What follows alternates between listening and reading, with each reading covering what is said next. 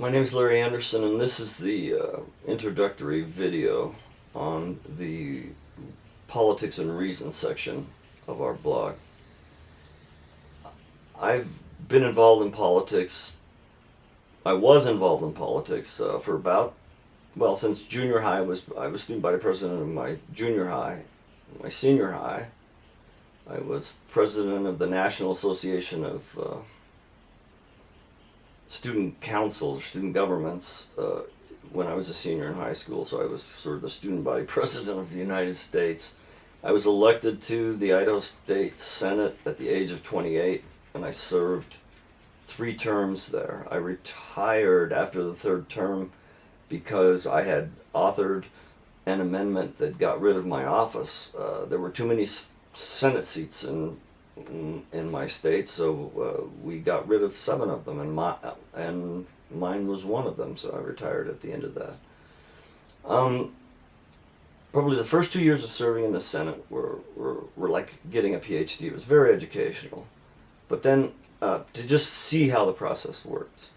But then after that, to see the people who'd been elected in my class, to watch them morally decline, to watch them sell out, to watch the confusion in their lives was really painful for me. And I had thought about running for Congress, and I could not prostitute myself to either the left or the right to raise enough money to run for Congress. Because you do, when you make that decision, and unless you're independently wealthy, you have to sell out. And let me give you a short story. I worked for a congressman right after I got out of, was I in college? I may have been in college at Harvard, I'm not sure, but I worked for a congressman for a while. And I was good with numbers, so I was back in the state on election eve, figuring out, was calling into the precincts, because I was able to call the election just after, about a half an hour after the polls closed, just by calling specific precincts. And I figured out very quickly that he'd won the election, but he was going to win by a fairly substantial amount. And I went in to tell him the results, and he was like, "Oh, that's great." And he didn't want to talk to me. He didn't have time because he was on the phone raising money for the next election. So if you wonder why the federal bureaucracy keeps growing, the federal regulations are out of hand, power in Washington, D.C., we have this kind of, what do you call it, crony capitalism, where the government and big businesses and big banks support each other, and it's just a mess. And where both parties sort of play hide the ball so that so that their constituents can't see what's really going on. It's because it's corrupt.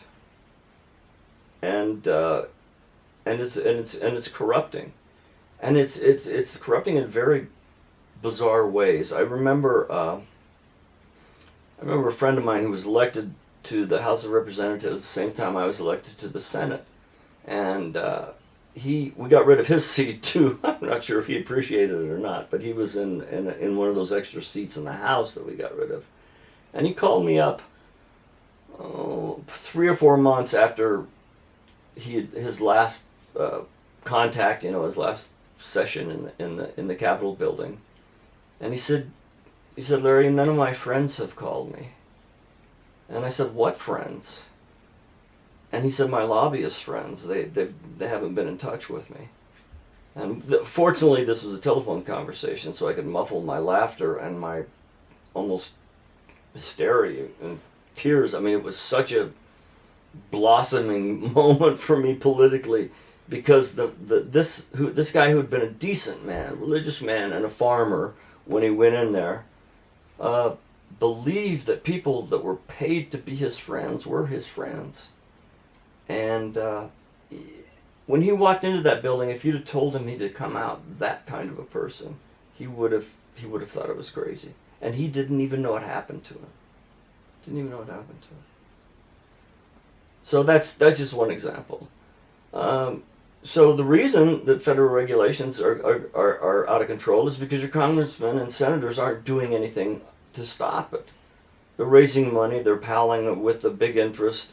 It's amazing. They're not doing their jobs, and I don't mean holding hearings on Benghazi.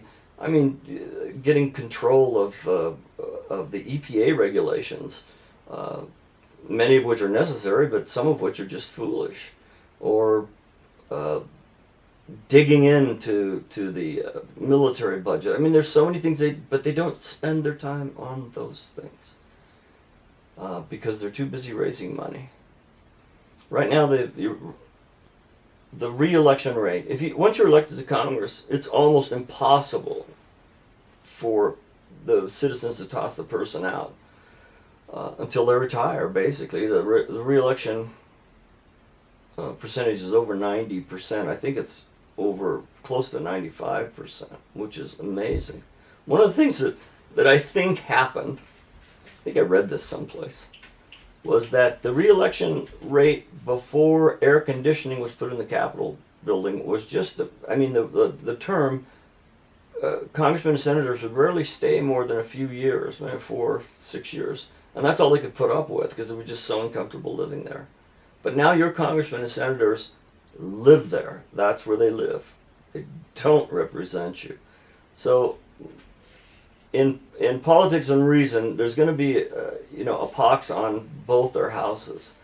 But I want to try to explain in depth what we can do to change some of these things by understanding the rhetoric, the recycled rhetoric, the ideological rhetoric that our politicians and the talking heads trap us with. Because when we argue with each other about politics, if you pay attention, you'll notice that you are mouthing words that you've heard on MSNBC if you're a liberal, on Fox News if you're a conservative, and probably your ideas are not very original. It's been a long time since I've had a discussion with someone who had an original thought in politics, and I've never heard one on television in the last 3 years.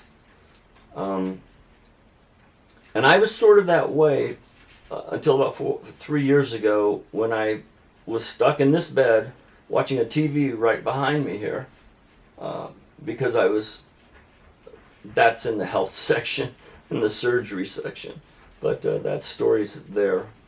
But I watched MSNBC and Fox News, and it was so incredibly repetitive.